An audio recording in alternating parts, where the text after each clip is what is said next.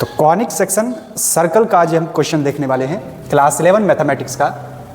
ये एक सर्कल का इक्वेशन दिया गया है और इस इक्वेशन से हमको क्या करना है, इस सर्कल का सेंटर और रेडियस हमको ज्ञात करना है। ये एक सर्कल का इक्वेशन दिया गया है, इसी सर्कल के इक्वेशन से हमको इस सर्कल का सेंटर एंड रेडियस बताना है। तो चलिए इसका हम सॉल्यूशन करते हैं। ये कॉनिक सेक्शन सर्कल का जो है क्वेश्चन है क्लास 11 मैथमेटिक्स का। तो ये आपको दिया गया है क्वेश्चन और इसी इक्वेशन से हमको सेंटर और रेडियस निकाल देना है। तो सबसे पहला काम क्या करेंगे, इस इक्वेशन को हम सर्कल के जनरल जो इक्वेशन होता है सर्कल का उससे इसको कंपेयर करेंगे।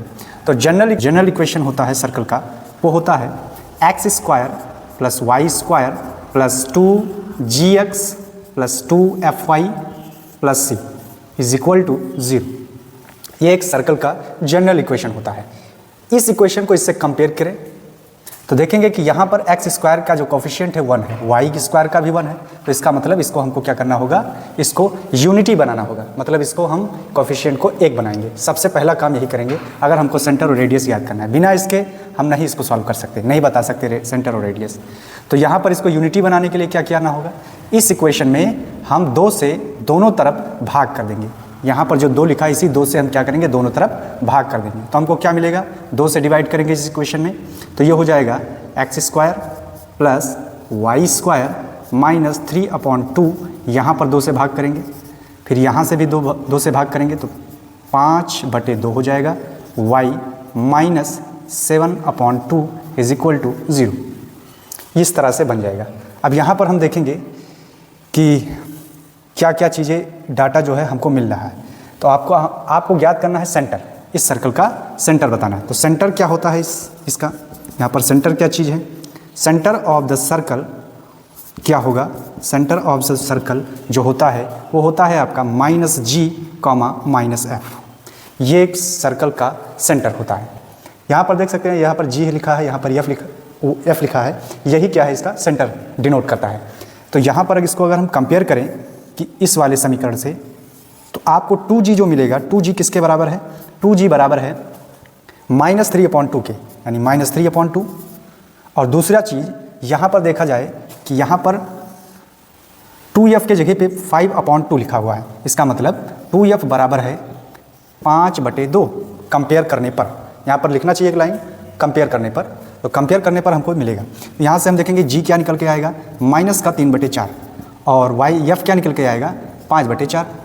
और साथ ही साथ अगर देखा जाए तो c यहाँ पर कितना है, c यहाँ पर दिया गया है -7/2 कंपेयर करने पर। तो अब हम बता सकते हैं कि इसका सेंटर क्या होगा, इसका सेंटर क्या होगा इस वाले इक्वेशन का। तो सेंटर आपके सामने है, g दिया है -3/4, f है आपका 5/4। तो यहाँ पर सेंटर क्या हो जाएगा, तो यहाँ पर सेंटर जो सर्कल का हो जाएगा वो हो जाएगा -3/4। इसका मतलब ये प्लस हो जाएगा 3/4, और यफ है आपका 5/4, पहले से माइनस है तो यहाँ पर हो जाएगा 5/4।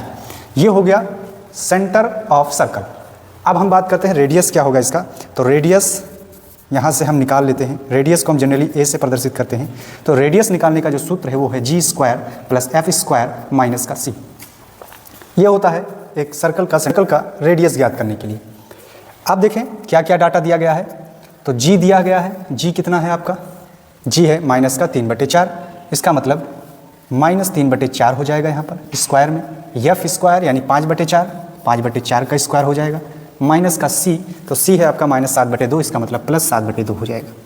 अब इसको हम सॉल्व करेंगे तो हमको मिलने वाला है 9/16 प्लस यहाँ पर 25/16 प्लस 7/2 और यहाँ पर रूट। अब यहाँ पर इसको हम सॉल्व करेंगे तो कुल मिलाकर हमको यहाँ पर क्या मिलने वाला है, इसको जब सॉल्व करेंगे तो हमको मिलेगा ये 25 और 9, और ये हो जाएगा कुल मिलाकर ये आ जाएगा 90/16 और यहाँ पर रूट। अब इसको जब रूट से बाहर निकाला जाएगा तो हमको क्या मिलने वाला है, 90 रूट से बाहर तो निकलेगा नहीं, तो यहाँ पर हो जाएगा ये आपका 9 × 10 यानी 9 बाहर, 9 का जब हम स्क्वायर रूट निकालेंगे तो 3 आ जाएगा बाहर, 16 का 4 आ जाएगा और अंदर जो बचेगा वो बचेगा 10। तो ये आ गया आपका रेडियस। तो इसी तरह से हम सर्कल के इक्वेशन से अगर दिया जाए तो हम ये सारी चीज़ें हम क्या कर सकते हैं, ज्ञात कर सकते हैं